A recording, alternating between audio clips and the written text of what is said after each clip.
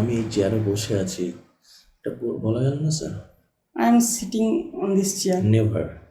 দেখুন, আমি বলেছি এই চেয়ারে বসে আছি sir. I am sitting on this chair. দেখুন, এই চেয়ারটা হাতল আছে স্যার। হাতল যদি না থাকতো তাহলে ঠিক হতো, কিন্তু হাতল আছে, তাহলে কি হবে? অন হবে না, ইন হবে। তাহলে এগুলো জানতে হবে না স্যার? হ্যাঁ স্যার, অতটা স্যার অতটা কে জানবে স্যার? না স্যার, জানি তো। আপনাকে তো জানতে হবে। যদি হাতল না থাকতো তাহলে অন দিস চেয়ার হতো, কিন্তু হাতল সেই জন্য তো আমি বলেছি এই চেয়ারে বসে আছি। আমি চেয়ারে বসে আছি বলে অন দিস চেয়ার বলে দিতেন আপনি, কিন্তু সেই জন্য আমি ডিফাইন করে দিয়েছি এই চেয়ারে। জানতে হবে তো স্যার? ঠিক আছে, নেক্সট টাইম বেটার হবে। ঠিক আছে, প্র্যাকটিসটা রাখুন কিন্তু এবার। ঠিক আছে। মৃন্ময়বাবু, আপনার ইন্টারভিউ ভালো হয়েছে, কিন্তু আপনার যেহেতু ইংলিশে অনার্স, হ্যাঁ।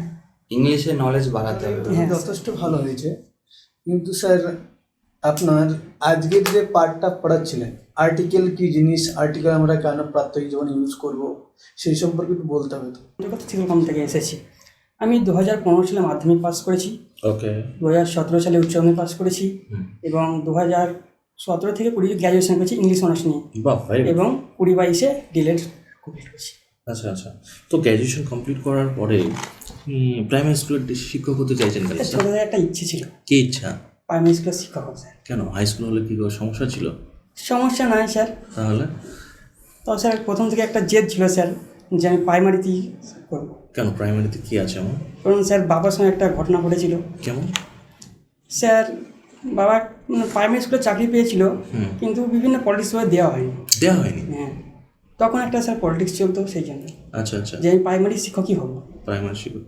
আচ্ছা, প্রাইমারি শিক্ষকের বিশেষত্ব কী কী বলুন তো? প্রথমত স্যার বাচ্চাদের সঙ্গে মিশতে হবে, বন্ধু ভাব করতে হবে বাচ্চাদের সঙ্গে, এবং পরিবেশে উপযোগিত হবে, সমাজের উপযোগী হতে হবে। তাহলে বাচ্চাদের বন্ধু হবেন, তাহলে বাচ্চারা তো আপনার কথাই শুনবে না, যেমন পড়াবেন কী করে ওদেরকে? না স্যার, বাচ্চারা বন্ধুর কথাই শোনে, এটা গার্জেনের থেকে বেশি বন্ধুর কথা শোনে। তাহলে আপনি বাচ্চাদের গার্জেন হবেন না, শুধু বন্ধুই হবেন? প্রথমে স্যার বাচ্চাদের বন্ধুই হতে হবে, তবেই গার্জেন হয়ে যাবে। আচ্ছা, বেশ বেশ। আচ্ছা, আপনি যে চেয়ারটায় বসে আছেন, হ্যাঁ, আপনি বলুন, আপনার ইংলিশে গ্র্যাজুয়েশন তো? আচ্ছা, আপনি বলুন যে আমি এই চেয়ারটায় বসে আছি। আমি I sit on this chair. তাই? হ্যাঁ। ভুল হয়ে গেল স্যার, ঠিক করে বলুন একটু। আমি এই চেয়ারে বসে আছি। I sit in this chair. তাই? কোনটা নেব? স্যার এখনো ঠিক হয়নি। প্রেজেন্ট কন্টিনিউয়াস টেন্সের স্ট্রাকচারটা কি আছে? I am sitting in this chair. তাই? স্ট্রাকচারটা কি আছে? প্রেজেন্ট কন্টিনিউয়াসে সাবজেক্ট প্লাস ভার্ব, ভিভার্বের সঙ্গে আইএনজি অবজেক্ট। তাহলে আপনি ঠিক বলছেন। I am how many types of tense? 3, কি কি আছে? Present, past, future. প্রেজেন্টের আবার কটা ভাগ আছে? 4টে। আর কন্টিনিউয়াসের স্ট্রাকচারটা ঠিক করে বলুন। সাবজেক্ট প্লাস ভিভার্ব প্লাস ভার্বের আইএনজি প্লাস অবজেক্ট। আচ্ছা, সেন্টেন্স কত প্রকার? সেন্টেন্স 5 প্রকারের। কি কি? প্রথমত স্ট্রাকচারের ভিত্তিতে সেন্টেন্স কত প্রকার এবং ফাংশনের ভিত্তিতে কত প্রকার? ইম্পারেটিভ সেন্টেন্স কাকে বলে? Interrogative sentence? ইন্টারোগেটিভ স্যার যখন কোনো একটা কোয়েশ্চেন করা হয়, এক্সাম্পল দিন যেমন what do you want. Sir. আচ্ছা, রাম আর শ্যাম 2 ভাই, তারা বাড়িতে মারামারি করছে 2 ভাই। তাদের মা কী করলো, 2জনকে আলাদা আলাদা ঘরে বসিয়ে দিল। রাম যে শ্যামকে মারছিল, কিছুক্ষণ পরে আবার যখন ওই আলাদা আলাদা রুম থেকে বার করা হলো, তখন ওর ভাইকে মারার প্রতি আগে যে ইয়েটা ছিল, আবেগটা ছিল, সেটা কিন্তু কেটে গেল। সেটা কেন কাটলো? কারণ স্যার এটা বাচ্চা অবস্থা স্যার, রাম অ্যান্ড শ্যাম স্বভাবত তারা সবসময় মেলামেশাই থাকবে, একে অপরের সঙ্গে খেলবে, এটা। তাহলে তার কি রাগের প্রতিশোধ সে নেবে না? না স্যার, বাচ্চা স্যার নেবে না। রাগটা স্যার বড়দের বেশি হয়, কিন্তু বাচ্চাদের রাগটা খুবই অল্প। আচ্ছা, আপনার হবি কি স্যার? ক্রিকেট। বাহ, ভেরি ফাইন।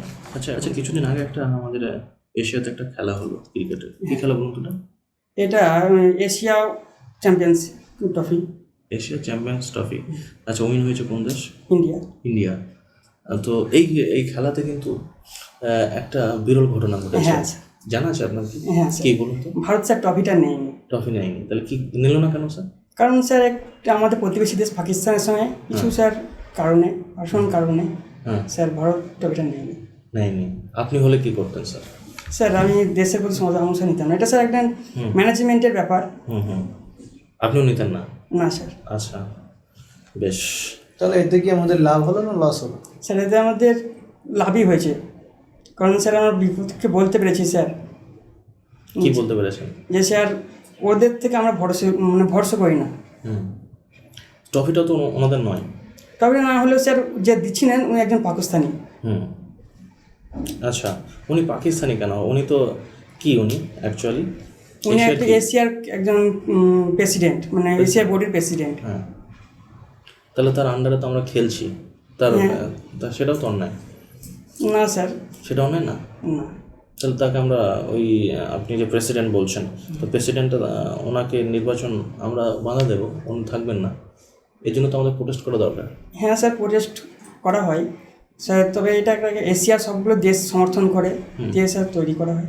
আচ্ছা, কতগুলো দেশ আছে এশিয়ার যে যারা ক্রিকেট খেলেছে এশিয়া কাপে?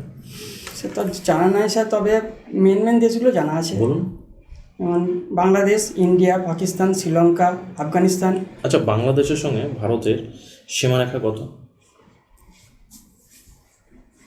স্যার ঠিক বলতে আগের দিন তোমাদের আমি না ভাওয়েল এবং কনসোনেন্ট পড়েছিলাম, তাই থেকে এবার নতুন কিছু শিখবো, ঠিক আছে? দেখো আমি পড়ে দেখছি।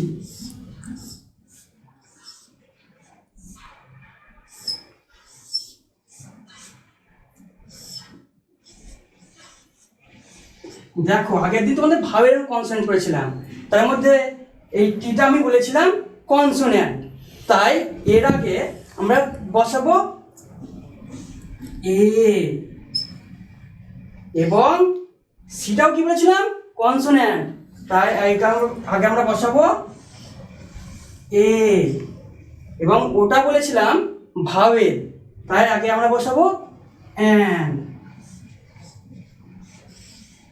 ঠিক আছে, এবার আমি দিচ্ছি, তোমরা দেখো তো পাচ্ছ কিনা।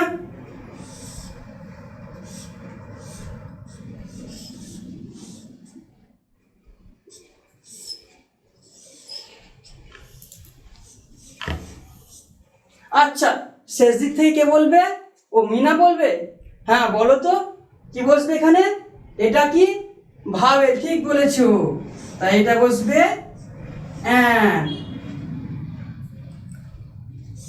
আর এটা কি বলতো? ও ডাব্লিউ এল, আউল মানে পেঁচা, এটা কি বলতো? হ্যাঁ ভাওয়েল, এটা বসবে অ্যান। আজ আমরা কি শিখলাম? এ এবং অ্যান এর ব্যবহার, এটাকেই বলে আর্টিকেল। আরো একটি আর্টিকেল আছে দি, এটা আমরা পরের ক্লাস শিখবো। মিন্ময়বাবু, আপনার ইন্টারভিউ ভালো হয়েছে, কিন্তু আপনার যেহেতু ইংলিশে অনার্স, হ্যাঁ।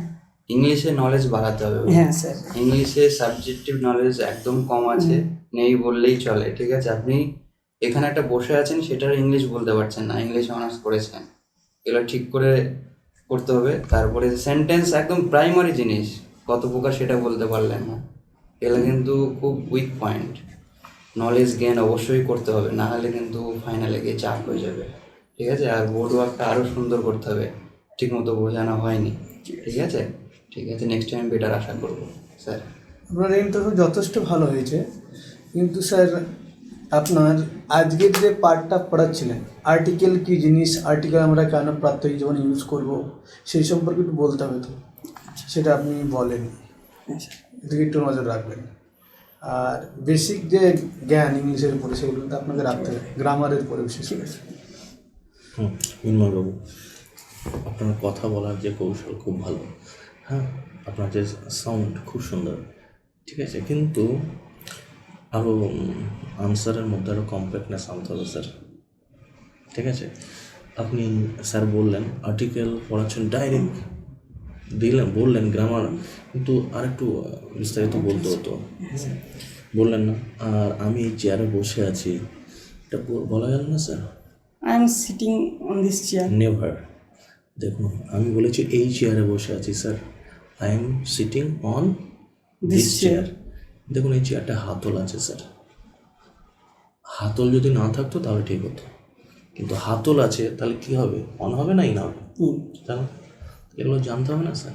হ্যাঁ স্যার, অতটা স্যার অতটা কে জানবে স্যার? না স্যার, জানি তো। আপনাকে তো জানতে হবে। যদি হাতল না থাকতো তাহলে অন দিস চেয়ার হতো, কিন্তু হাতল সেই জন্য তো আমি বলেছি এই চেয়ারে বসে আছে।